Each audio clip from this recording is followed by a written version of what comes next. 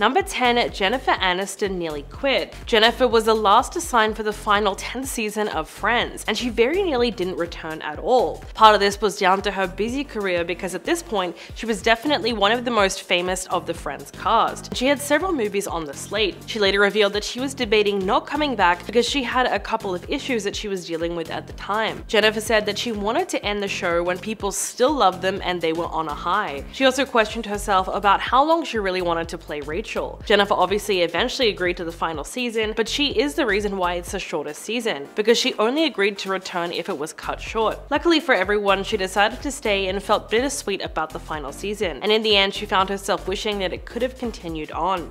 Most of the cast members' careers have crashed and burned after Friends ended, but Jennifer Aniston was a rare exception. She went on to star in several Hollywood blockbusters like Bruce Almighty, Break Up, Marley and Me, Just Go With It, Horrible Bosses, and We're the Millers, all of which were very successful at the box office. Number 9, Matthew struggled with substances. As we know, Matthew Perry's sudden death has completely shocked the world.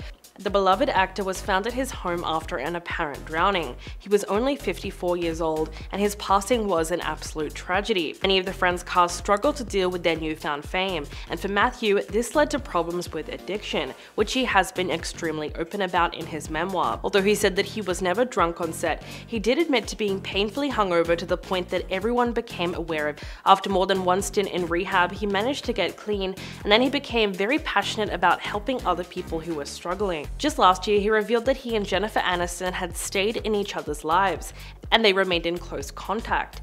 He said that it was actually Jennifer who confronted him first about his addictions during the filming of the show. Apparently, she approached him during a break and told him, "We know you're drinking." And looking back on that moment, Matthew thought that it was very scary, because in his own mind, he thought he was doing a perfectly fine job of hiding his habits from his co-stars. At a certain point, they all knew that he was in trouble, and they did their best to support him. Number 8, Lisa Kudrow sued the show. Lisa Kudrow's manager Scott Howard sued her in 2008, year after she ended her contract with him, and 4 years after Friends ended. Howard claimed that Lisa owed him residuals for the reruns of Friends and other projects that she had worked on while under his management, to the tune of 10% of everything that she got. He stopped paying him when the contract was dissolved and argued that the 10% was only payable when he was managing her. Eventually, he won the case in 2014, and the judge awarded him $1.6 million. Of course, for someone who earned $1 million per episode for the final seasons of Friends, that figure wouldn't have put too much of a dent in her bank account. In a statement, Lisa's attorney said, "The jury's verdict is merely one step in the legal process. This case will ultimately be resolved at the appellate level. Mrs. Kudrow has faith in the judicial system, and she believes that the eventual outcome of this contractual dispute will be in her favor." In a statement of his own, Scott Howard's attorney said, "What generally happens now with unsophisticated actress clients is they overpay for filing a frivolous appeal that has no chance for success." So this legal battle got extremely messy in the end, and it must have been embarrassing to be a part of. Number 7, David Schwimmer went into hiding. As we know, David struggled with the fame that came from being such a huge hit at such a young age. Of the main 6 actors in Friends, he's the one who has shied away from the limelight the most. Although he continued to work after the show ended, he spent many years preferring to do voice work, directing, producing, and has been candid about struggling to find a way to continue acting as he's such a huge celebrity. He said, "It was pretty jarring and it messed with my relationships with other people in a way that took years. I need to kind of adjust to and become comfortable. It made me want to hide under a baseball cap and not be seen. So I was trying to figure out, how do I be an actor in this new world, in this new situation?" Friends was such a huge hit from the moment it premiered that it didn't just bring fame to its stars, it brought a mega level of fame that is hard to understand. For David, it was just too hard to deal with. So much so that it didn't just affect him, but his relationships and other people as well. He was also an actor who, as a part of his craft, liked to be anonymous and observe people out in the world. But of course, he simply could not do that anymore once he reached that certain level of success. Number 6, Matt LeBlanc was arrested. Before he became famous, Matt was already getting used to that crazy party lifestyle that most people associate with being a celebrity. After Friends was finished, he admitted that he was arrested for drunk driving twice. He said, "When I was young and stupid, I wasn't driving fast, just crooked." This came up when he was cast as one of the hosts of the new Top Gear, and fans were not sure whether a history of reckless driving was a good thing when it came to presenting a show about cars. Matt dismissed the incidents as the product of his age, although he has said that he's grateful the press never got a hold of his mugshots. While his drunk driving record happened before fame and fortune came to him, he also got into some pretty dark times when it came to dealing with his newfound fame. He nearly had a nervous breakdown due to the intensity of working on Friends, especially when the show came to an end. Speaking about that time, Matt said that for years and years he barely left the house because he was so burnt out. He wanted not to have a schedule and not to have to be anywhere. Luckily, he was in a position financially to be able to do that with all of his savings, but of course his agent was not too happy. Matt said that was a very dark time for him, and it even led to a nervous breakdown. Number 5. Jennifer Aniston's wedding. While not every cast is close off screen, the cast of Friends was known for being friends in real life, as well as having a huddle before each episode started filming and negotiating their salaries as a team. The cast were often photographed out and about together, and they talked in interviews about how close they remained, even after the filming ended. I mean, Jennifer Aniston is even godmother to Courtney Cox's daughter. But in 2015, when she married Justin Theroux, she didn't invite any of her male co-stars to the ceremony. It was a small wedding with only 70 guests, but it did include Courtney and Lisa. Matthew Perry said that he was surprised he wasn't invited, but he was still very happy for the couple, despite the awkwardness of rejection. Hopefully though, he didn't take too much offense, considering that Jennifer didn't even invite her own mother to her wedding with Brad Pitt in 2000. In an interview with Ellen in 2018, she opened up about why she went years without talking to her mother Nancy Dow, saying, quote, "She was critical, she was very critical of me. Because she was a model, she was beautiful, magnificent, I wasn't, I never was." She added that her mother was very unforgiving and would often hold long grudges. They ended up reuniting several years later, and by Jen's marriage to her second husband Justin in 2015, they were finally on speaking terms. But the funny thing is, Nancy still wasn't invited to that wedding either.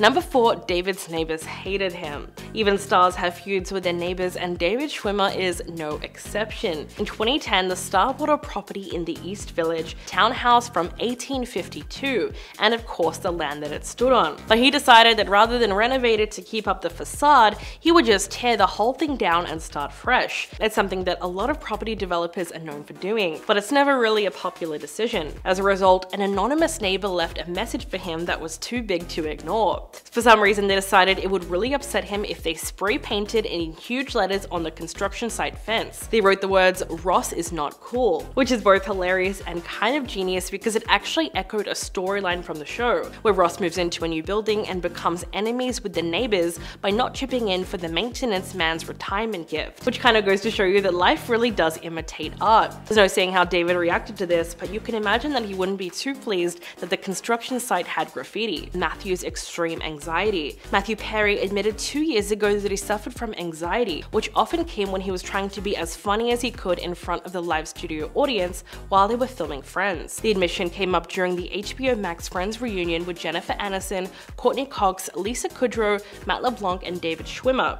Matthew said that trying to be great made him extremely nervous, and his co-stars at the reunion said they never had any idea that he was suffering on set because he always delivered such a fabulous performance while being seemingly at ease. He said, "To me, I felt like I was going to die if they didn't laugh. And it's not healthy for sure, but I would sometimes say a line and they wouldn't laugh, and I would sweat and just go into convulsions if I didn't get the laugh I was supposed to get. I would freak out." His co-star Lisa was shocked to hear that. She said that Matthew was always such a cool cucumber, and he was one of the best on set, always delivering a line well as he played Chandler. Even though he never said anything to his co-stars back then, he felt this way every single night. And as we know now, his time on Friends was significantly impacted by his addiction. Memoir controversy. One surprise takeaway from Matthew Perry's autobiography was his apparent feelings towards Keanu Reeves, after he repeatedly questioned why other actors die while Keanu is still alive. Quote, "Why is it that original thinkers like River Phoenix and Heath Ledger die, but Keanu Reeves still walks among us?" Upon learning that another former co-star, Chris Farley, had died, he wrote,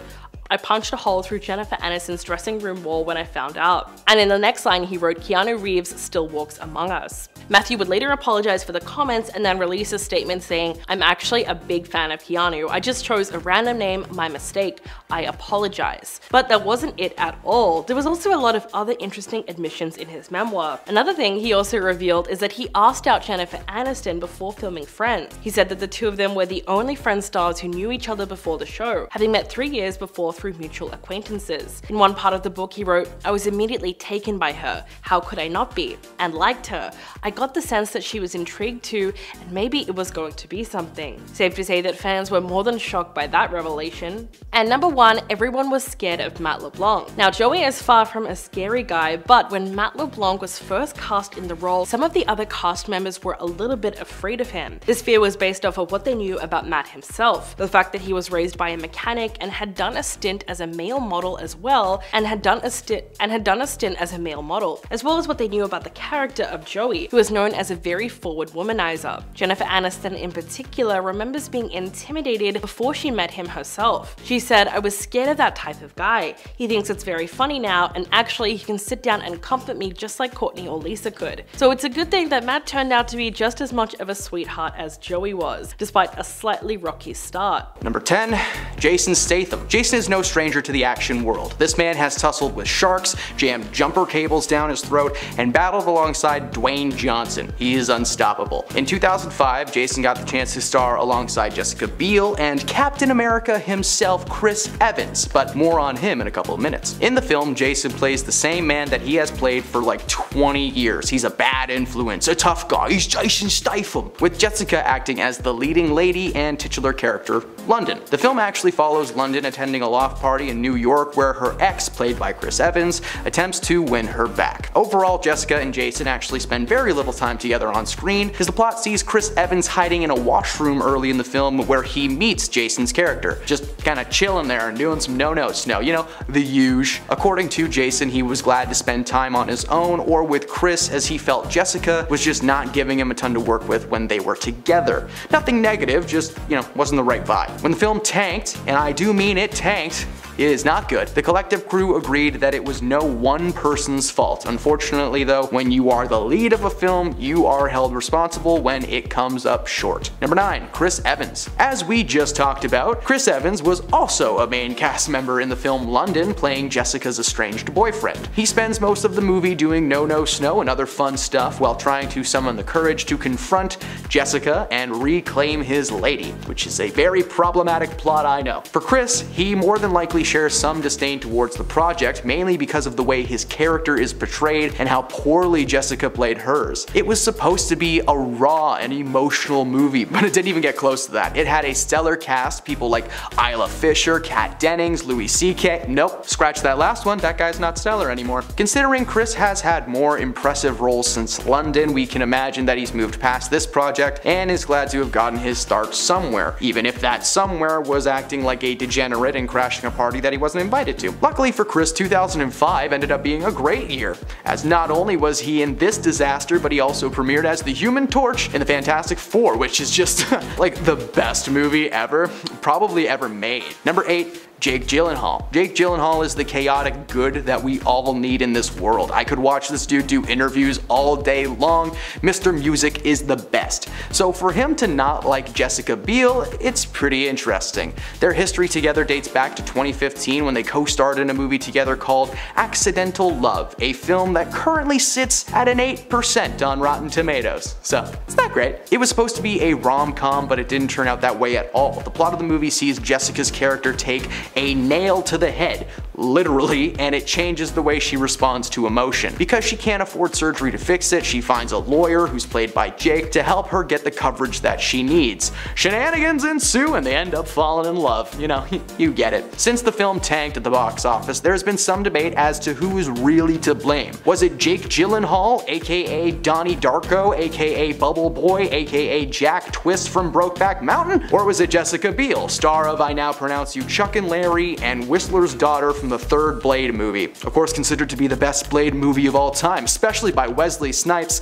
I'm being sarcastic. Jake has never publicly claimed that his co-star is to blame for this poor reception, but he doesn't have to. We know. Number 7. Gerard Butler. Gerard Butler is not a man that would normally be associated with the world of romantic comedies. Famously, Gerard has played more brooding and angry enemies in films, being the man that kicked 1,000 kicks in the 2006 action drama 300. But of course, he was in some more romantic themed movies beforehand. Fun fact, Gerard Butler portrayed the Phantom of the Opera in a 2004 film, and he did an amazing job. This dude has an incredible voice. In 2012, Gerard and Jessica starred opposite of each other in a romantic comedy called Playing for Keeps. Gerard plays a retired soccer star who's struggling financially and failing in his attempts to make things right with his ex-wife, played by Jessica Biel, and their son, Lewis. A position opens up on Lewis's soccer team and Gerard steps in. His character's not just good with the kids, but with the single moms as well. Honestly, this sounds like kind of a fun movie. It's literally just Will Ferrell's kicking and screaming, but with romance. Unfortunately, the cast was not enough to save this film from being a massive dud. Anyone who has seen this film agrees that it wasn't Gerard that was the problem, it was everyone else. While Gerard admitted that he didn't love playing the character, he wasn't super fond of working with Jessica Biel either. A studio head revealed a while ago that the only reason she was actually casted in that movie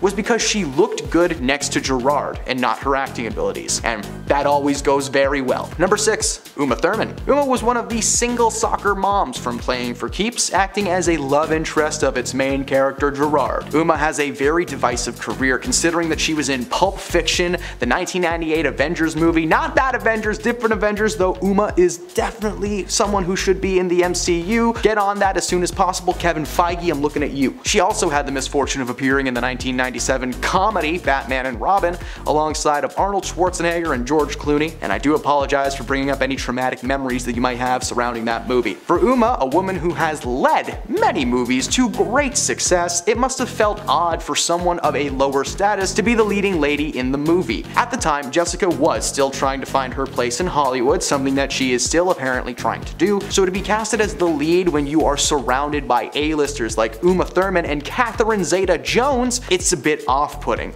I intend on watching this movie as soon as possible, I have to know how bad it really is. And speaking of Catherine Zeta-Jones, number 5, Catherine Zeta-Jones. Catherine was yet another soccer mom on the cast of Playing for Keeps, and much like her fellow co-star Uma, has a very impressive track record. She starred in movies like The Legend of Zorro, Chicago, Ocean's 12, and now she is Morticia Addams in the Netflix series Wednesday. She was also featured in the National Treasure TV show on Disney+, but I don't like to talk about that show. Very bad. For someone who not only had a proven record of solid movies, but who could have very easily played the leading lady, she must have been pretty uncomfortable on set. She stole the show whenever Jessica was on screen, and rightfully so. With a cast like that in this movie, you can't blame any of them for warning Hollywood to not cast her again. She had no proper talent and was cast because she had the face that the producers were looking for rather than the acting talent like the rest of the cast. Number 4, Edward Norton. Edward Norton has an interesting career track record, unable to solidify himself in one genre until he started working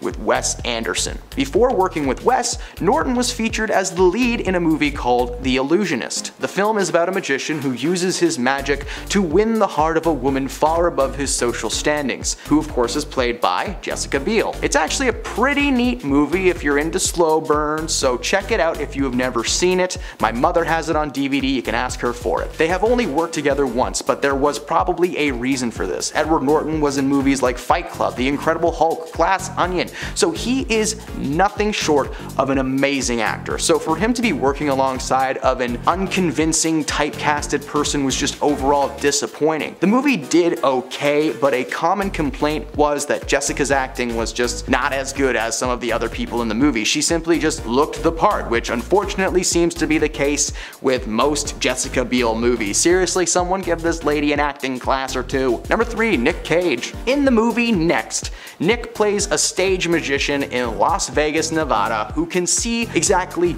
2 minutes into the future, very specific. An FBI agent catches on to this, and so does a group of very bad people who I have never seen next, and I will now be watching it as soon as I'm done filming this. So, to gain leverage on the group of people that they take, Jessica is a hostage, and the FBI agents have to help Nick get her back while learning more about his abilities. Jessica plays the love interest once again, and she just doesn't do great once again. The movie was supposed to be intense and action-packed, and she just doesn't really fit into that title. Now, Nick Cage is not an easy man to work with and is known for taking small game passion projects and just milking them for everything they have, but this movie did not really help, nor ruin either of their careers overall. It was just a step, but not in any good direction. Number 2, Esty Stanley. He has been Jessica's personal stylist since he was actually famous, no doubt because of her very famous husband. But Esty happened to have a book with all of Jessica's past red carpet outfits, where a lot of them were just cringy or plain inappropriate for the occasions. Some of the instances, just to name a few, were wedged flip-flops and crop tops,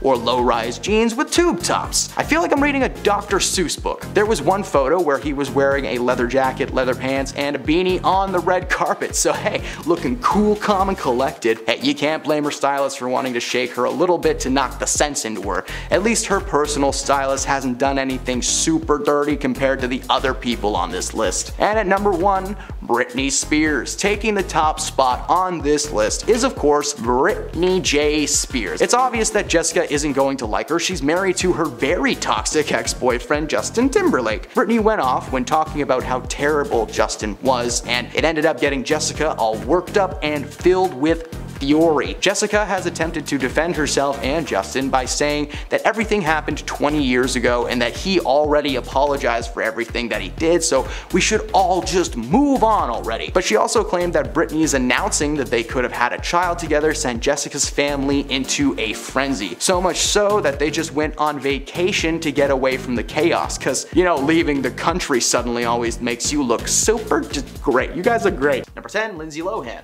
In the early 2000s, Lindsay Lohan faced a ton of public scandals, but one that's not talked about often enough actually took place behind the scenes of a little show called Ugly Betty. Lohan was a guest star on the show in the 3rd season playing Kimmy Keegan. Kimmy was supposed to stick around for 6 total episodes, but that number was shrunken down to just 4. The reason being was her co-star and, you know, the lead of the show, America Ferrera, just didn't get along with Lindsay on set. According to America and several of the Ugly Betty crew members, Lindsay would just show up with an entourage of people, usually under the influence of herbs and spices, and the production crew had to repaint her dressing room when she left because it was just so messed up. One crew member alleged that she would cut images of her own face out of magazines and tabloid articles as if she were making a collage of some kind. America claims that one scene took over 30 takes to get right because they just kept flubbing their lines. Lindsay's team of buddies have been adamant that America had too much power and was the sole reason that she was asked to leave the show. Unfortunately, if you do bad things and enough people know about it, karma comes around. Number 9, Julianne Moore.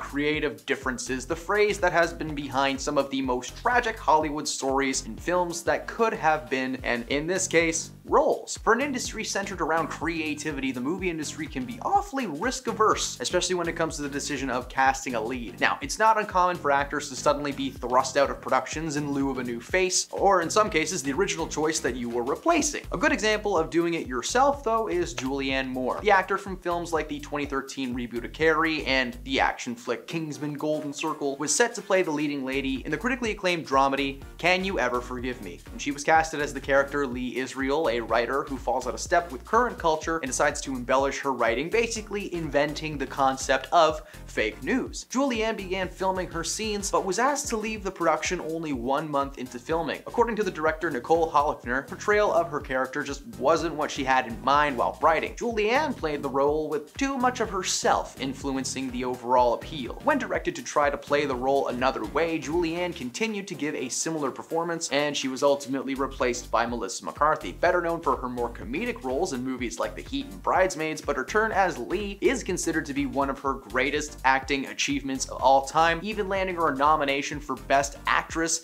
at the 2019 Oscar ceremony. Julianne didn't take the news all that well, but did eventually move on and has made a couple of solid flicks since, so it all worked out in the end for everybody. Number 8, Henry Winkler. Henry Winkler is best known for his role as the Fonz on Happy Days, and he was set to direct Tom Hanks in the much-loved buddy cop movie Turner and Hooch. Unfortunately, these two had a pretty rough history together before that. The Fonz had actually fought with Hanks in character on the set of Happy Days for an episode a few years before, and it would appear that Tom wishes that he could fight Henry for real. As rumor has it, the two of them just didn't get along at all, so much so that a few days into filming Turner and Hooch, with Henry behind the wheel, Tom ordered Winkler to be removed from the set and replaced as director. That's the kind of power Tom Hanks wields. He can just walk on set and be like, no. Not only did Tom complain that Henry's behavior as director was annoying, he complained that Henry was just overall bad at his job. It would take double the average time to reset a shot on set, he had minimal control over his actors, and he was apparently very frustrated with having a dog on the set. Like, did he even read the script before he took the job? That dog is a national treasure. What makes this firing even more tragic is the fact that when Winkler was delivered the news, one of the film's producers ripped Henry's contract up in front of his face. Over the years, when asked about the incident, Henry denies that he's ever had any kind of personal or professional issues with Tom Hanks. Tom's never given us any reason to think that he would lie about something like that. What would he have to gain? Huh, I defeated the Fonz. Hey, so did ABC when they canceled his show. Number 7, Jean-Claude Van Damme. The Belgian actor Jean-Claude Van Damme was just on the verge of coming into his own career as the Muscles from Brussels when he landed a job opposite of Arnold Schwarzenegger in 1987's action flick Predator. Now, this sounded like the perfect casting choice, right? Jean would have worked alongside the likes of Carl Weathers and Jesse Ventura, and while that may have turned out cool, the reality was that Jean wasn't casted to play a role as one of the Marines at all. Instead, he was casted to play the titular Predator himself. The special effects artist behind the project called the experience with Jean as a hilarious comedy of errors, in which nobody knew exactly what the other was expecting. Apparently, nobody had informed Jean that the role was basically just a glorified stuntman. They were prepared to direct him to just hop around like a frog, but John was obviously confused and upset with this choice. According to John, he had just gotten off the boat, and he was under the impression that he was going to be showcasing his martial arts skills to the world, but was instead reduced to a massive, slow-moving alien with dreadlocks. To the surprise of absolutely nobody, Van Damme was furious and dispirited about spending this entire movie coked up in a clunky and often ridiculous-looking suit, and was ultimately fired and replaced with Kevin Peter Hall. The idea that he was just on set like, I can barely move in this thing, just brings me so much joy. Number 6, Shia LaBeouf. In 2013, Alec Baldwin was attached to star in a Broadway production of the show Orphans alongside Transformers alumni Shia LaBeouf. Now, from day one of rehearsal, Shia and Baldwin were at each other's throats. Shia's problem was that Alec was not off script. This was something that he considered to be very unprofessional. Shia has since claimed that he was so nervous about the show that he made sure to memorize his lines before he even set foot on the stage. His methods were not reciprocated by Alec, who simply showed up with a coffee in one hand and a script in the other one, planning to rehearse in the moment. Shia was furious and apparently yelled at Alec to learn his lines right now. He was the lead. That's the deal. After a couple of weeks and one particularly rough day where Shia blew up at him in front of a ton of cast and crew, Alec took 5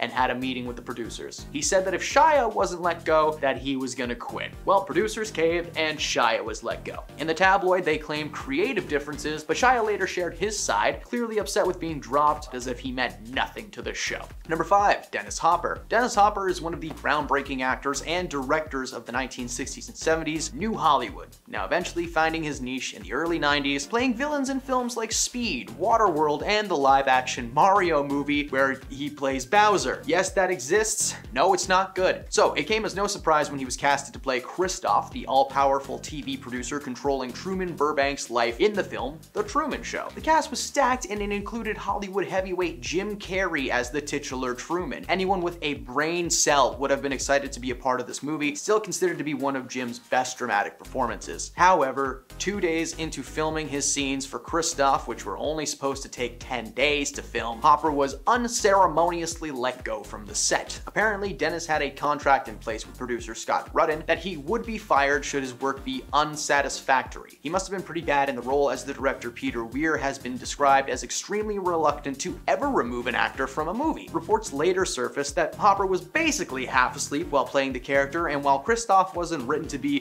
a manic madman, he did require just a little bit of effort to be properly portrayed. Ultimately, Ed Harris stepped in to play the role after production had been desperately trying to replace Dennis to avoid having this film be shut down entirely. Thankfully, that never happened, and The Truman Show has gone on to be one of the most depressingly heartfelt films Jim Carrey has ever made. Oh, and Ed actually got nominated for an Oscar, so sorry Dennis, looks like they made a good move. Number 4, Eric Stoltz. Alright, here, let's talk about a little bit of the 1985 comedy sci-fi Back to the Future. I loved this movie growing up. The story followed Marty McFly, a high school student who's accidentally sent back to 1955 in a DeLorean invented by his close friend and scientist Dr. Emmett Brown, played by Christopher Lloyd. And no, we're not going to talk about that friendship, even though it's a little strange. And they're forced to get his future parents together before he disappears from existence. Now, whoever pitched this movie must have been lacking some sleep. The film went on to spawn 2 sequels, creating what's considered to be one of the greatest film trilogies of all time. And while Michael J. Fox may have played the iconic Marty McFly, he actually wasn't the first actor to put on that puffy vest. A young man named Eric Stoltz was initially casted to play the role. You may not recognize Eric because his most famous character was drenched in prosthetics and makeup, playing the character of Roy L. Dennis in the film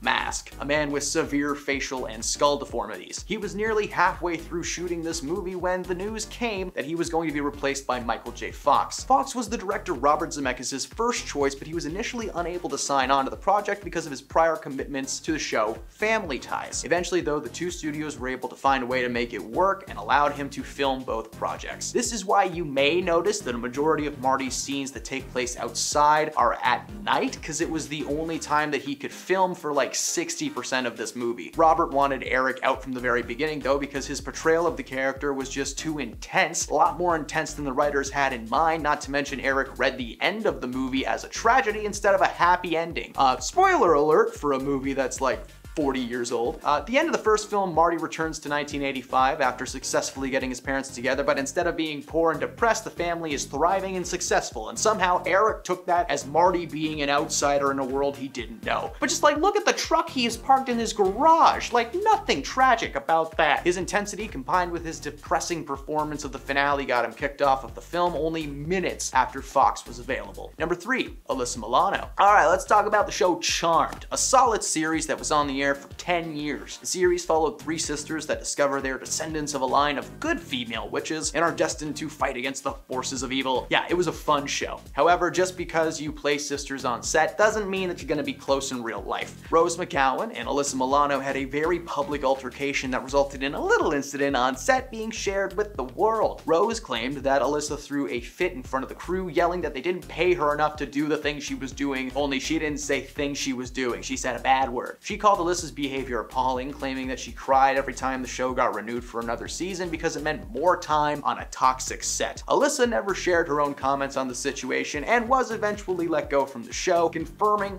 what she was being accused of. Number 2, Thomas Gibson. Thomas made a name for himself starring as one of the leads of the series Criminal Minds. He was on the show for a few years, and in that time he made a few problems for the people unfortunate enough to be staff members of the series. There were a few issues over the years that would have warranted some action, like screaming at producers and writers for not doing a good job, but the incident that got him kicked off the show for good involved a kick. In 2016, Thomas was swiftly fired from the series after an incident with a writer named Virgil Williams. An internal investigation revealed that Thomas kicked Virgil one day during production of an episode that Gibson was directing. Now, as I've said before, that was not the first incident on set that really should have resulted in some kind of punishment. In 2013, he pleaded no contest to no juice related reckless driving after being arrested under a DUI, and 3 years before that, he allegedly shoved an assistant director, Ian Wolfe, during a late night location scene. That led to the studio ordering Gibson to take 8 hours of anger management, which clearly worked out. According to most of the people on set though, Thomas was a wild card. Some days he'd be friendly and accommodating, and the next, nuts. And at number 1, Richard Gere. Richard Gere is one of those actors that doesn't really act. You know, sometimes people just get hired for films because they have a face for it or a style. For Richard Gere, he did not have enough class and moxie to keep a handle on his role in the film The Lords of the Flatbush. Now, he was cast to star alongside Rocky Balboa, Sylvester Stallone, and according to Sly, these two just didn't get along. Their beef was strong and long-lasting throughout production until it finally came to a head when one day Richard was just a little bit too into one scene in and grabbed Sylvester aggressively by his collar. When Sly told him to lay off, he laid in instead. Now, the scene was being filmed on Coney Island, and when the actors took a minute to take a break, they tried to break each other. Sly was eating a hot dog alone in his car. Sounds peaceful, right? Well, then suddenly Richard came in and joined him with half of a chicken dripping in mustard. Despite Sly's warning about the mustard, it dripped all over his pants, and in true Rocky fashion, he elbowed Richard in the face and threw him out of his car. The altercation resulted in Richard being fired from the project. Oh no! We have to decide between Richard Gere and Sylvester Stallone. I wonder how quick that decision was. Number 10. Russell Brand. Even before the controversy surrounding Russell Brand came up this year, this dude was unwelcome at royal events, award shows, birthday parties, anything and everything public. For anyone who doesn't know, I'm sorry to be the one to inform you, Russell Brand is secretly a terrible person. The man known best as a comedian, a bringer of joy, has secretly been manipulative, aggressive, and at times violent with his ex-partners. Following the news that a documentary about his life and career was set to release on BBC Channel 4, several complaints were filed by exes alleging that Russell had mistreated them during their time together. The allegations were actually reinforced by Russell's ex-fiancée, Katy Perry. They dated for over a year and a half, and in that time, she came to learn that Russell was short-tempered, opinionated, and stubborn, qualities that make a man a terrible person. Russell's career was canceled, and he's currently awaiting a trial. Number 9. The Oprah Maui Scandal. Oprah has been claiming to be many things since the Maui backlash has begun. A good boss, a charitable woman, and an advocate for the island of Maui. By starting this fund and donating her spare millions, she's made her mark in the public as a woman who cares so much. So much that she's asking you to give her your money as well. Isn't that nice? Well, not really. The money that she donated turned out to be taxed, so she didn't actually donate anything, and of course, the main issue that people have with Oprah is that she's a billionaire asking average, everyday people for money. As I've mentioned in previous videos, Oprah would not care about Maui or its people if she didn't have a vested stake on the island. Oprah has had property in Maui for quite some time, being almost a second home to her. When the fires started raging, she started fundraising. Think about all of the things that have happened in the past few years. We all forgot about Australia being on fire in 2020. Western Canada was on fire earlier this year. Some parts of Florida have been underwater and are still right now. Yet, Oprah has decided to dedicate her time and money to helping out the area where she has a vacation home. Number 8. Colleen Ballinger. Former YouTuber Colleen was accused by several of her young fans as being a creepy creepo who wanted to be their friend. Colleen is best known for her character Miranda Sings on YouTube, who became so popular that she received her own Netflix series. If you want to watch it, I'm sure you will need a VPN or something. It's probably banned in every country. She was basically messaging her fans to deliver so-called advice when she was really trying to just manipulate them into being her little minions. And not the little yellow guys with the glasses, that'd be different. There was a massive amount of proof in the pudding. Fans had screenshots of conversations, with one fan claiming that she actually sent him lingerie as a joke. Oh man, lace underwear, hilarious. Following instant backlash from the world, Colleen decided to post an apology online, which she did, while playing a ukulele. This woman is shown to be weird to everyone, and she thought it was appropriate to go online and sing about it. In response to the cringiest apology of all time, her fans resurfaced a video that really should have gotten her canceled when it first came out.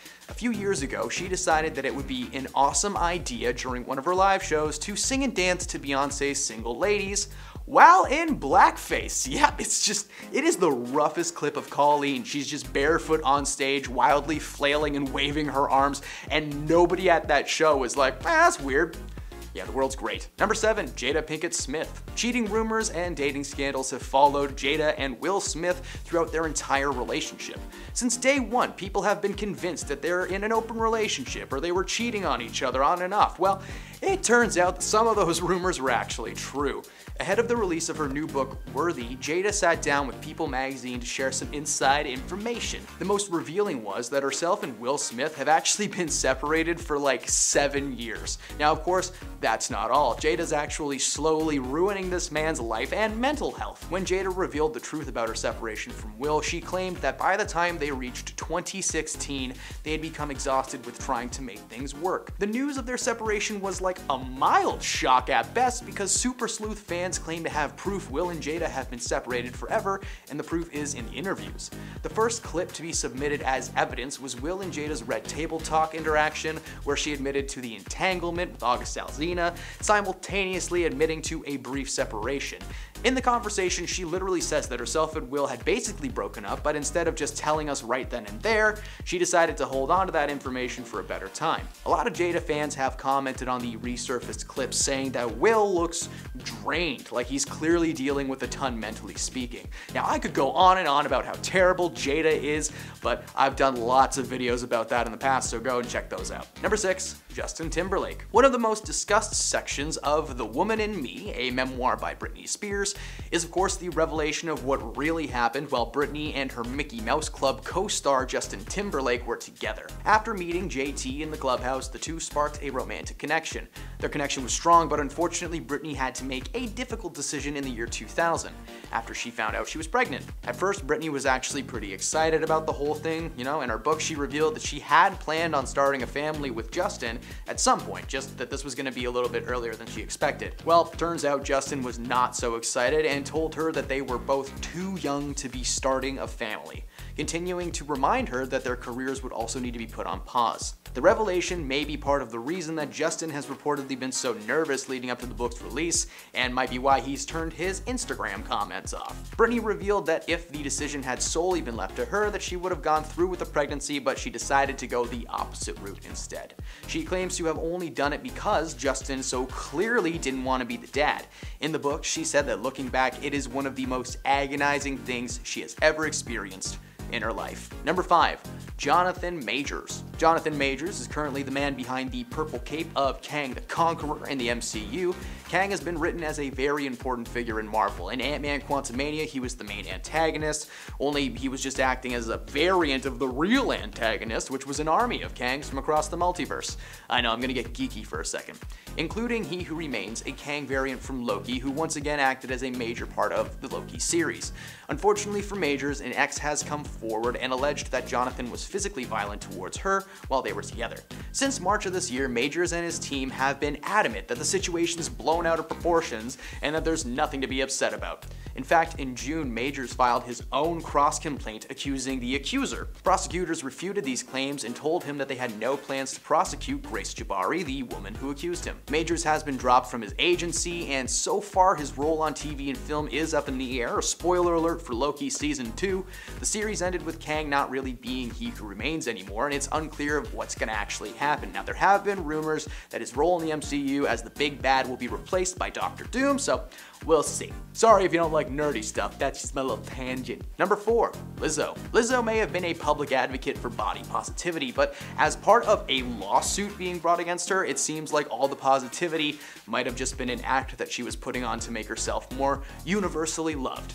Now, I am not a small man. In fact, I have what many people consider to be a dad bod, and hey, I'm cool with that, so I'm not dismissing the notion that we should love and respect ourselves, but like, she made it a massive part of her personality on camera, and when it sounds like the only body she actually cared about was her own. According to her dancers, Lizzo regularly shamed her team and made them feel like they were too large or gaining weight, with several dancers confirming these claims. One of the dancers, Crystal Davies, who is part of the lawsuit, was actually fired for secretly recording a meeting between herself and Lizzo. The meeting was about the dancer's performance on stage recently, and Lizzo apparently disliking the weight that she had been gaining, claiming that Crystal just wasn't committing to her role. She was also bringing her dancers to strange places and making them do things against their will. Lizzo was at a club in Amsterdam's red light district when she coerced, aka forced, one of her dancers to touch a woman's bare chest, not something that she wanted to do. She also made them eat bananas from some no-no zones that, again, not their idea of fun. Currently, it's still up in the air as to what the outcome outcome will be in this trial, and so far Lizzo is maintaining that she has done nothing wrong and will prove her innocence any day. Number 3, Joe Jonas and Sophie Turner. Joe and Sophie got together back in 2016 after they had been set up by mutual friends, something that they had apparently been trying to do for quite some time. They got together and instantly fell in love, getting married just over a year after getting together. Sophie admitted to Rolling Stones in 2019 that she was hesitant at first because Joe was a big musician, she was a big TV and film star, meaning that most of the time they would be on opposite ends of the world. Eventually, she warmed up and got together with Joe officially. The split came out of nowhere. For the most part, their relationship has seemed to be stable on the outside. They were never a part of cheating scandals, which is surprising considering Joe's lack of discretion. There were never any strange rumors, photos, they were just like a happy couple. As of September 1st, Joe Jonas filed for a divorce from Sophie, with the only current information being that Joe has claimed the relationship is irretrievably broken. Something pretty serious must have gone down in a very short amount of time, because only hours before this announcement, Joe posted a photo of himself on Instagram with his ring on full display. Now, despite the minimal amount of tea spilt so far, we are in for one super messy and public divorce. Things have settled down a bit in the past few weeks, but Sophie was actually just spotted getting cozy with another dude very recently, so you can imagine who's taking things harder at this point. Number 2, Danny Matheson. That 70s Show was a popular sitcom that helped launch several careers, including Mila Kunis and Ashton Kutcher. Danny was of course also on that show, but it turns out the allegations that date back to 2004 surrounding Danny were reported in 2004. Danny was still on the show when an investigation took place. 4 women reported that he had mistreated them physically, prompting local law enforcement to halt production and bring Danny in for questioning. The investigation brought little to no actual evidence to the table, so Danny was let go and the entire thing was forgotten about. But that means that Ashton and Mila literally watched this man go in for questioning and still called him a role model in their character witness letters.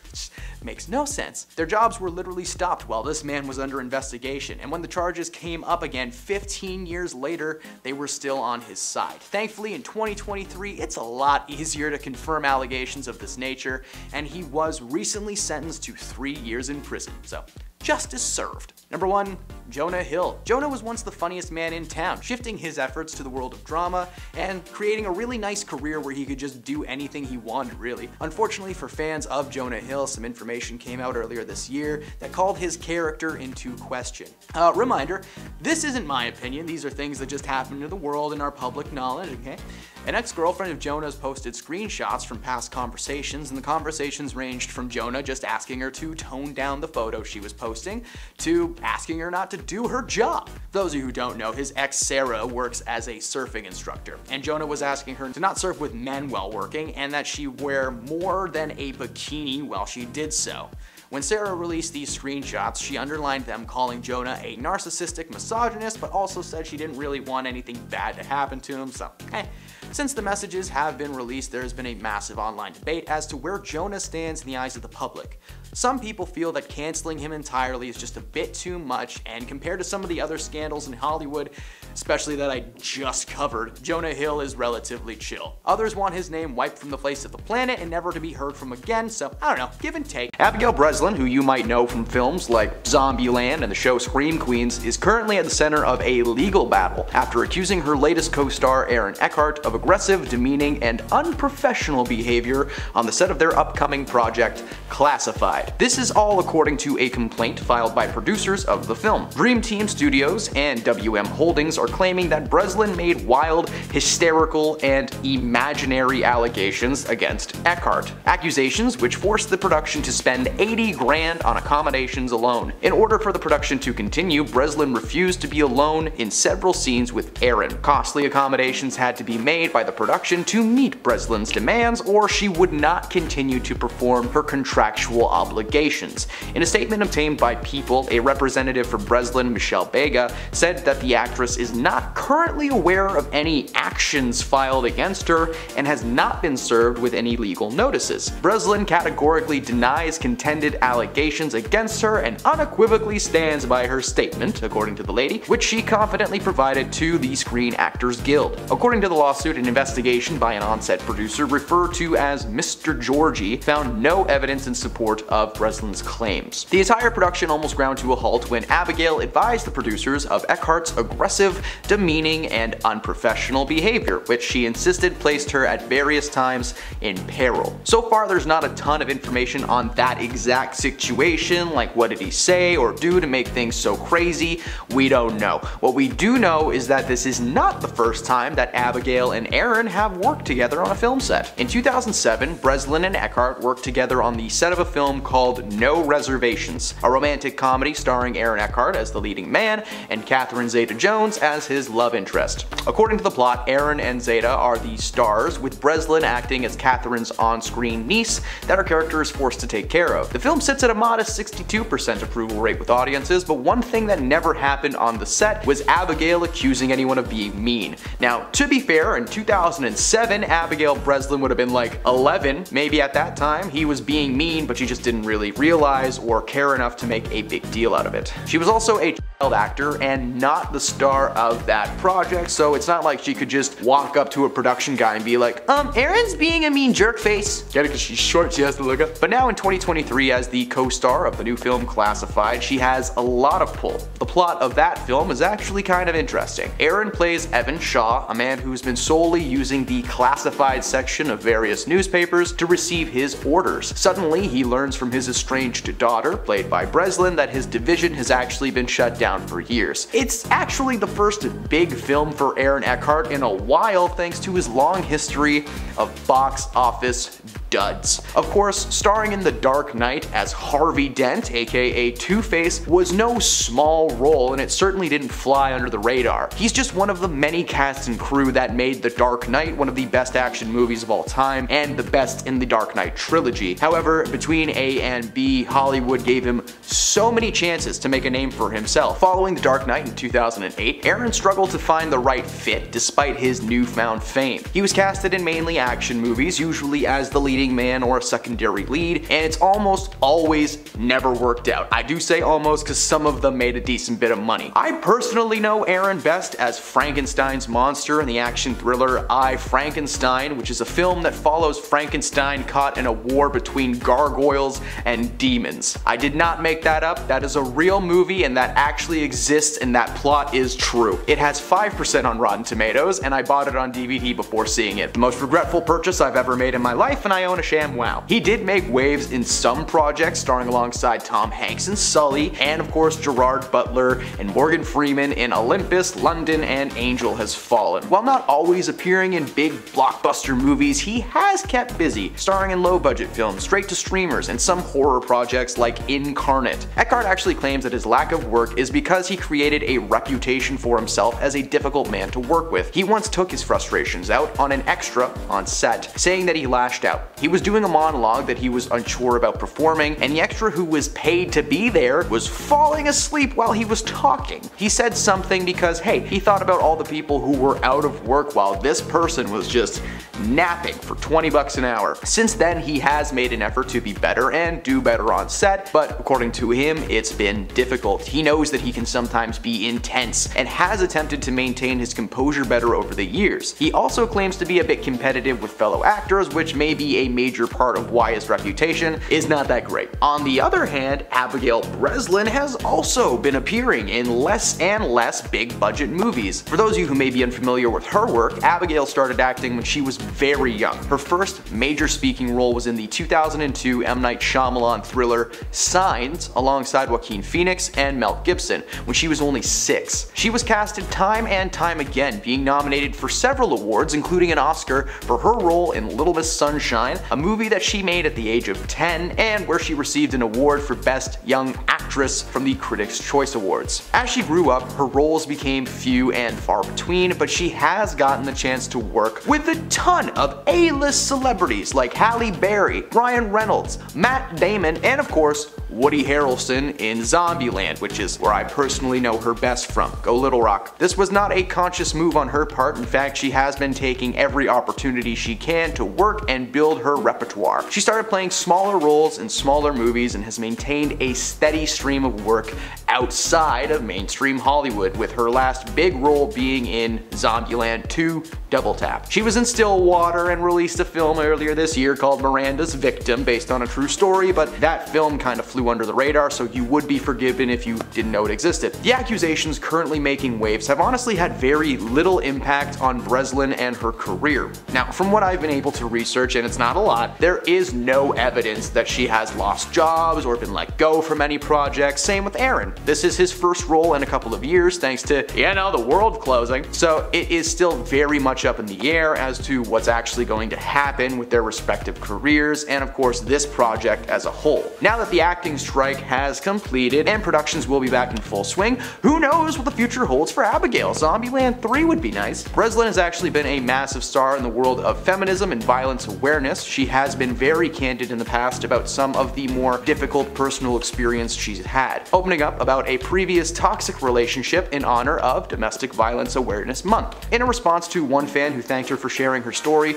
Breslin said in October of 2022 that being open and honest was a part of her healing journey. She would not wish for her worst enemy to go through the same things that she did. She thanked people like that fan for their support and kind words. Another fan posted in the comments that someday they hope they can trust someone enough again to try a new relationship, and Breslin told the fan that they would get there. It's difficult to imagine, but it does take time. The man that Abigail was dating caused such a toxic relationship and was not named directly, but she mentioned that she was in the relationship for almost 2 years. In an Instagram post, she shared her story, describing a time when she was naive and, according to herself, taken advantage of by her older partner. This man was a menace, locking her in rooms, being physically violent, to the point where she had to use heavy concealer to hide her scars and bruises while working. The physical injuries were accompanied by a plethora of put-downs, shaming, and harsh verbal mistreatment. In her post, she wrote about how she felt unworthy of anyone's love, or ugly and hated, like she deserved less than dirt. Thankfully, she was able to get out of the relationship due to the support of her family and friends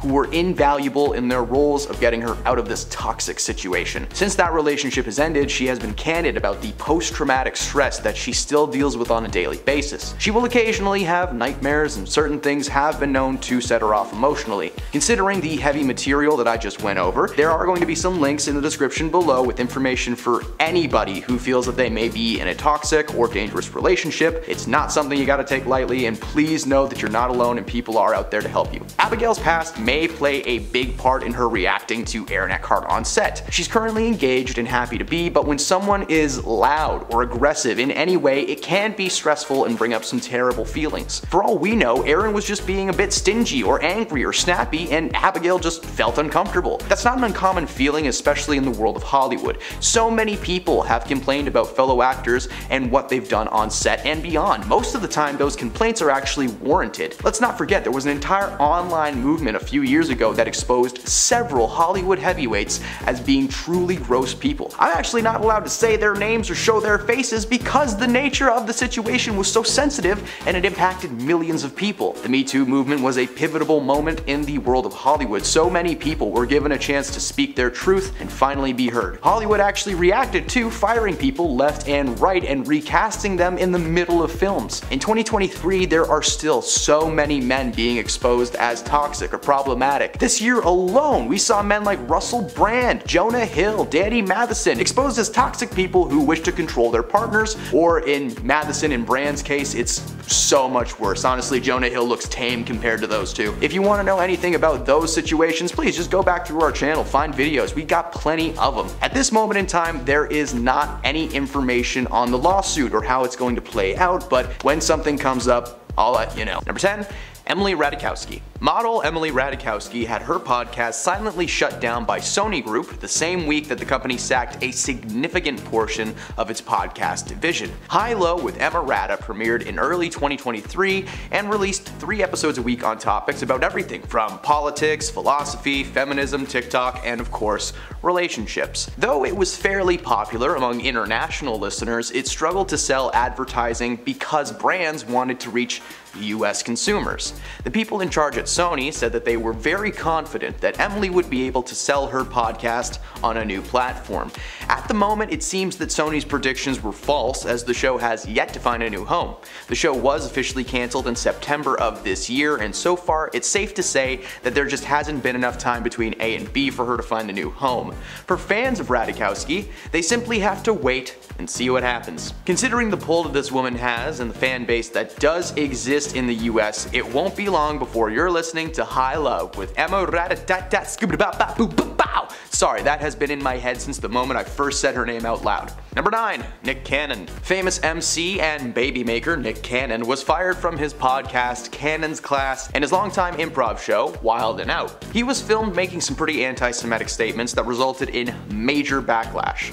Viacom CBS, the company that produces both shows, released a statement saying that they were deeply troubled that Nick had failed to acknowledge or apologize for perpetuating anti-Semitism and had decided to terminate their relationship with him. He took to Twitter to share his apology, in which he apologized to the Jewish community for putting them in such a painful position, which was of course never his intention.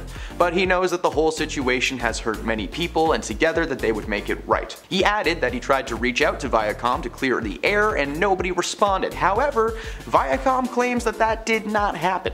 On top of his apology, he demanded full ownership of Wild 'N Out, a brand that he helped create.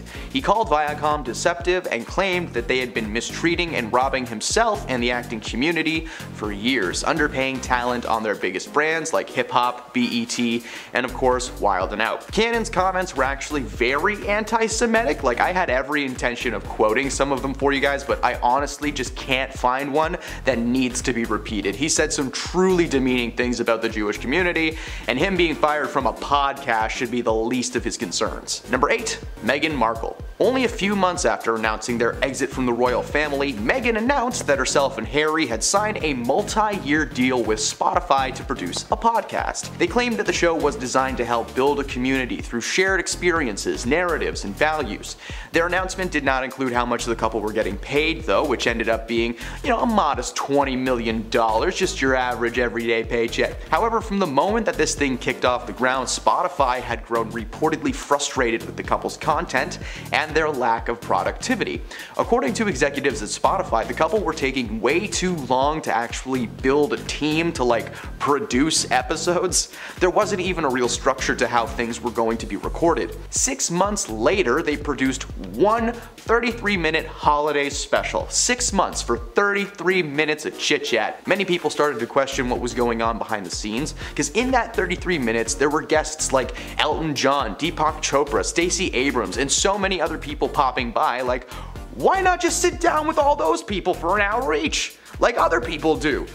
Joe Rogan does it. Nothing came after this episode for almost an entire year, but eventually they hired an audio lead. Several people denied her requests to join the podcast. As I have mentioned in previous videos about Meghan specifically, Taylor Swift actually denied a request to be on the show, which was a basically handwritten letter to her front door. Despite releasing regular episodes, the team posted on social media claiming that all the credit for their show should go to the underpaid and undervalued producers. Spotify eventually decided to cancel the show for a few reasons, but mainly because they spent a year of their deal not doing anything. Despite the success that the show eventually received, Meghan was canned for good. So fun fact, a lot of people have not been fired from podcasts. So for the rest of this list, we're going to be talking about people who were on their own talk shows and were unceremoniously let go.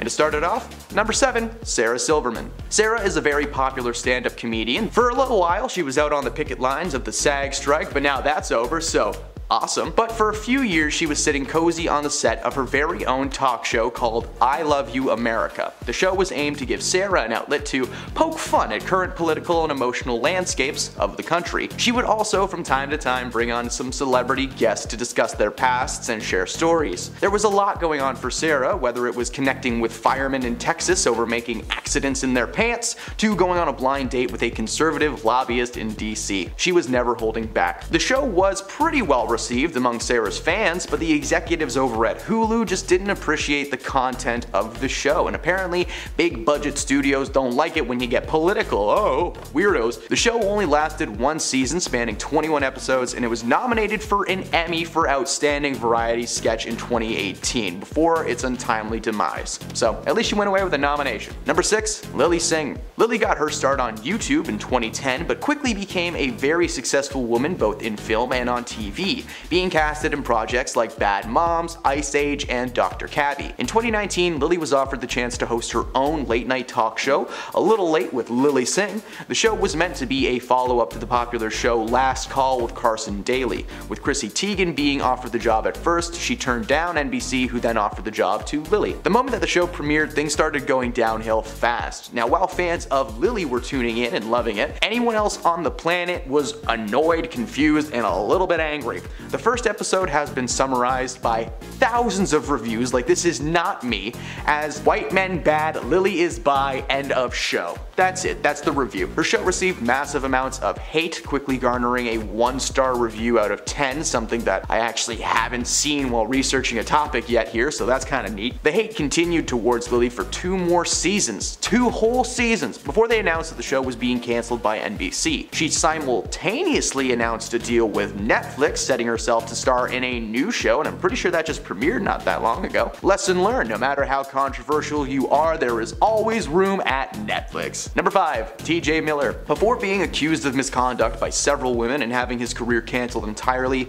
Miller was on a hot streak, starring in Silicon Valley and the Deadpool franchise. In 2017, he was given a green light to host an 8-episode talk series called The Gore Burger Show. But unlike normal talk shows, this was meant to act as both a talk show and a straight-up TV series. Miller voiced a massive blue furry puppet thing named Gore Burger. The alien takes a Japanese talk show hostage, and he learns what it means to be a true human from various celebrity guests, including Tig Notaro, Larry King, Rob Corddry, and Reggie Watts. The show was created after the success of the short sketch series of the same name on the Funny or Die YouTube channel, which is also responsible for the Weird Al Yankovic movie. Thank you guys so much for that one. In fact, it ran for 2 seasons on YouTube before being picked up for Prime TV. The concept was neat and had clearly been working online, however the show was cancelled after only 8 episodes due to the lack of star power that they were able to land on the show. And not to mention it was on super late at night. I'm pretty sure I watched this at like 1 in the morning regularly. However, some say the show was cancelled due to the allegations that were brought against Miller, as the cancellation announcement was only 1 week after the news began making headlines. Whether it was the controversy, the lack of celebs, the late night spot, who knows? This is one talk show that may return with a new voice behind the monster. I'd kinda like to see that. Number 4, George Lopez. George Lopez was one of the most bankable men around, and he kinda still is. His comedic talents and eccentric personality make him instantly entertaining, so much so that he was given his own sitcom in the 90s, but we're here to talk about his talk show, Lopez Tonight. The show first aired in November 2009 on TBS. They actually didn't feature all that many celebrity guests and mainly relied on audience interactions and George being a wild, energetic man. He did have some guests appear, with Kobe Bryant and Ellen DeGeneres being the most notable. Fortunately though, around the end of 2010, there was a massive feud between The Tonight Show and Conan O'Brien that caused him to quit the series and sign on with TBS to create his own show, which meant that Lopez would be pushed from a primetime 11 p.m. slot to like midnight, which is a lot less exciting. This move caused a steep decline in ratings, and as of August 2011, they decided to cancel his show entirely. The short-lived show will be remembered though as a good time, as the decline only came from the time change. The show itself was very well received, and I would not be surprised if a revival was ever in the works. Please make that happen. I love George Lopez, he was the only good part of Blue Beetle. Number 3, Kris Jenner. Simply titled Kris, the momager of the Kardashian clan, starred in a 6-week test run of a talk show. Not only did it receive terrible reviews, but it was cancelled before it was even picked up. Frank Kitcha, Senior VP and President of Programming at Fox TVS, admitted that he knew by the time that the test ended, the show was just not gonna work. He claimed that Kris was uninteresting. She was trying to capitalize on her name and not her ability to, entertain people. When the cameras were on, she looked like a deer in headlights. months she had trouble reading the prompters, and the conversations that she would have with her guests almost always felt like she was trying to take some kind of a survey. Where are you from? What's your hobbies? Which one of these pictures is not a sailboat? Are you a robot? He praised her hard work, but ultimately the project was a flop from the start. In fact, the studio later received hate mail aimed towards Kris, claiming her show would have been one of the worst Kardashian moves ever made. Or maybe this next one would have been. Number 2, Khloe Kardashian. The Kardashian clan have tried many tactics over the years to increase their never-ending flow of cash. Big sister Khloe decided that she wanted to do something outside of keeping up with the Kardashians while still being her real, authentic self. So, an online media outlet called FYI greenlit a talk series starring Khloe and her celebrity guests indulging in adult beverages while being interviewed, and called it Cocktails with Khloe, but with a K, because they're Kardashians.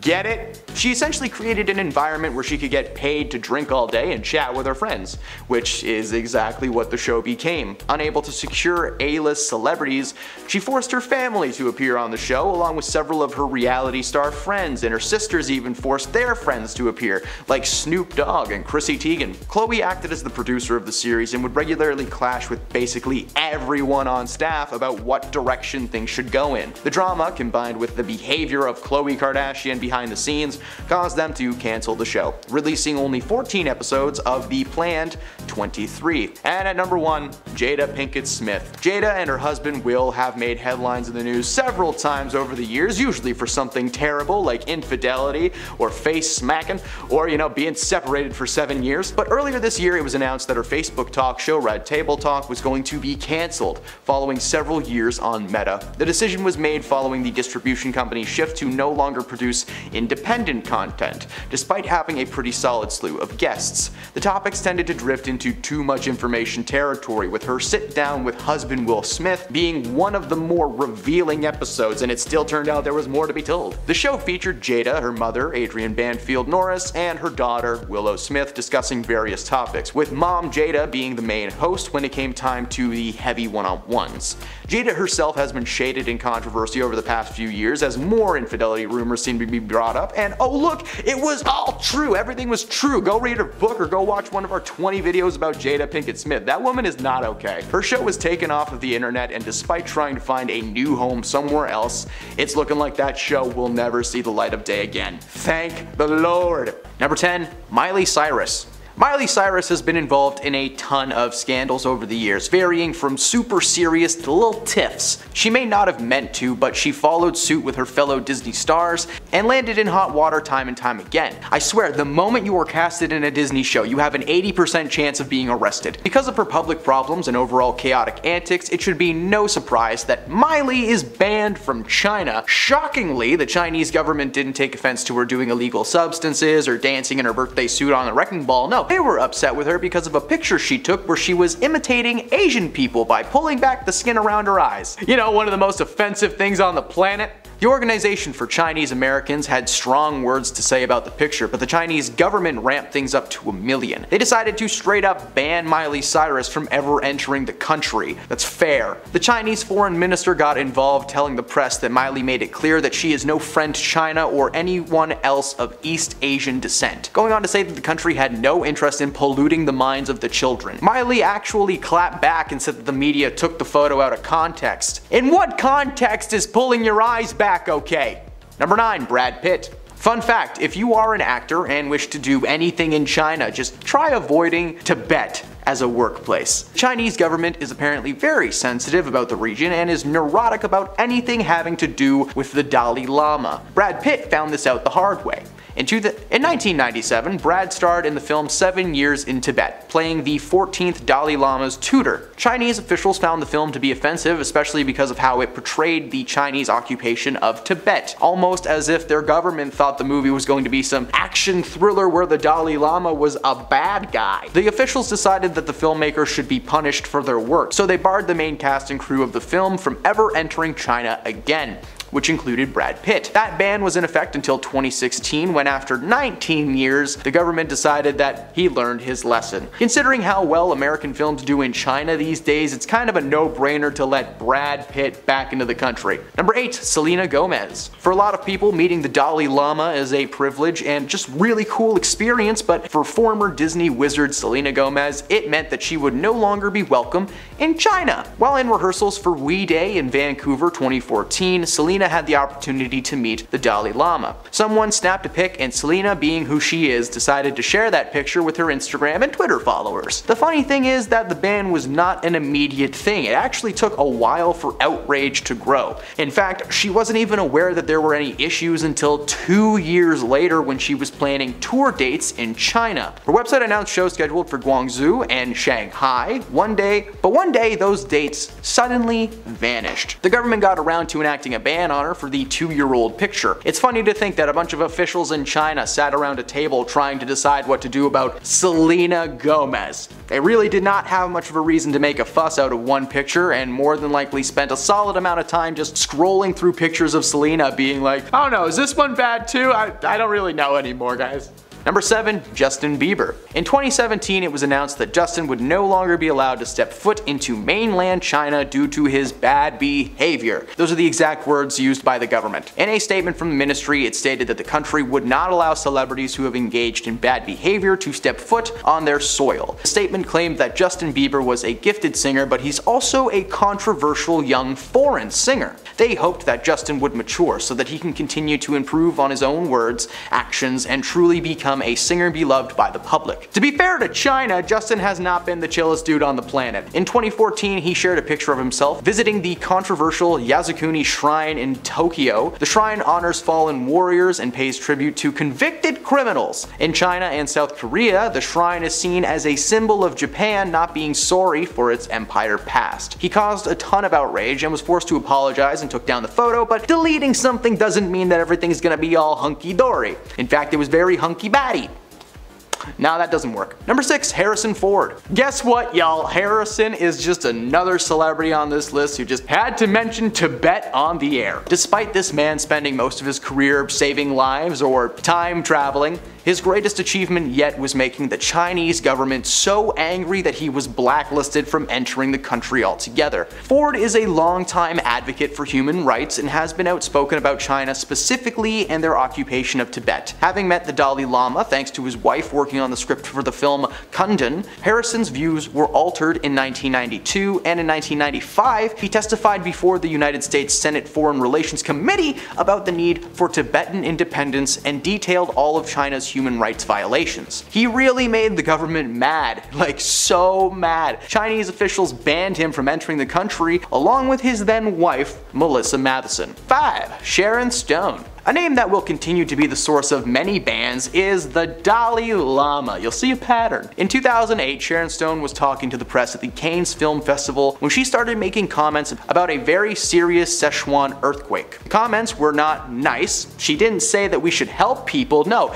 Instead, this woman was certain that the earthquake was caused by bad karma built up by the Chinese for oppressing the Dalai Lama. That's something someone actually said. The earthquake was not some little thing that did a bit of damage. It took the lives of close to 90,000 people. And there was Sharon Stone, the woman who played the bad guy in 2004's Catwoman, telling people that it was probably some form of cosmic retribution. Who would have guessed? That's insensitive. It doesn't matter what she believes, blaming a natural disaster and the loss of lives on karma is just silly. So when Australia was on fire in 2020, was that because an Australian lady called me a bad name at a bar that year? No. Maybe. Who knows? To the surprise of no one at all, the Chinese government was fuming and decided to issue a ban to the 90s starlet. Not of her as a person, but of all of her films. Anything she had starred in or would ever star in would not be shown in China, which is probably part of the reason that you don't see Sharon Stone anymore. She later apologized for the comments, but that doesn't change the fact that the movie Ants can never be enjoyed by a Chinese audience ever again. What a shame. Number 4. Richard Gere. When people saw Richard in Pretty Woman, they had no idea that in a few short years this man would turn into some kind of a humanitarian hero. During the 1993 Academy Awards, Richard issued an impromptu speech about the human rights issues that China had inflicted on Tibet. Now, it was an interesting choice considering that he wasn't accepting an award. He was actually presenting an award for Best Art Direction, but he decided to skip the preamble comments and took the time to instead spread the word about Tibet. The Academy producers were furious and vowed to ban Richard from ever attending any future award ceremonies, but he didn't stop at the Academy though. Richard continued to vouch for Tibet and his longtime friend, the Dalai Lama. Chinese officials took a disliking to Richard and banned him from entering the country, which had a devastating impact on his career. Since like a third of profit margins from film come from China, major studios stopped casting Richard, fearing distribution repercussions from the Chinese government. Number 3. Bjork. Bjork is not just a talented musician with a fun name, but she also ventured into multiple jobs and lifestyles over the years. In 2000, she appeared in Lars von Trier's Dancer in the Dark, a film that did not cause her to be banned from China. It was actually a live show 8 years later that sealed the deal. During a 2008 Shanghai concert, Bjork ended her performance of the song Declare Independence by shouting, "Tibet! Tibet!" In the grand scheme of life, that doesn't really sound like a lot, right? It's not really that bad. Well, wrong. When you actually break down the lyrics of the song, it's all about countries gaining their independence, making their own flags and currency, and battling against oppression. I'm not sure if you've noticed at this point, but China doesn't like it when you call them out on stuff. Needless to say, they were not thrilled to be a part of this one. The government quickly issued a statement. Bjork and other performance artists threatened Chinese national views. Suddenly, a ton of musicians were banned from China, and Bjork was of course first and foremost. But this was ridiculous. I mean, Bob Dylan was even...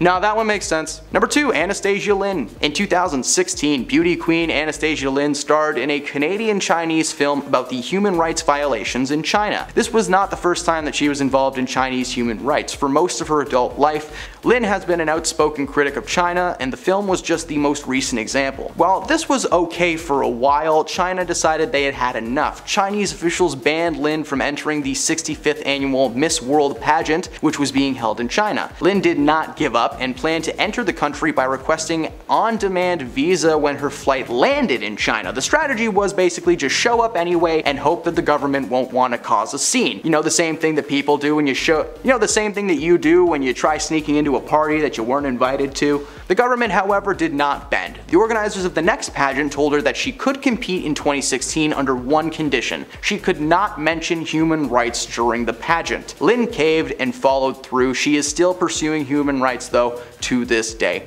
And at number 1, Lisa from Blackpink. K-pop fans will surely recognize Lisa from the band Blackpink. I'm not going to pretend for a single second that I listen to K-pop, so please bear with me. Lisa was not banned for something that she actually did, but instead of somewhere that she went with some of her fellow singers. Lisa and a few of her bandmates attended the Crazy House in Paris, a well-known burlesque show featuring some pretty risque performances. The group were bashed by government officials in China, and their social media accounts were taken down as a result. They are no longer able to post on China's largest platform, Weibo, and so far it's looking like this may be the last that people see of Lisa.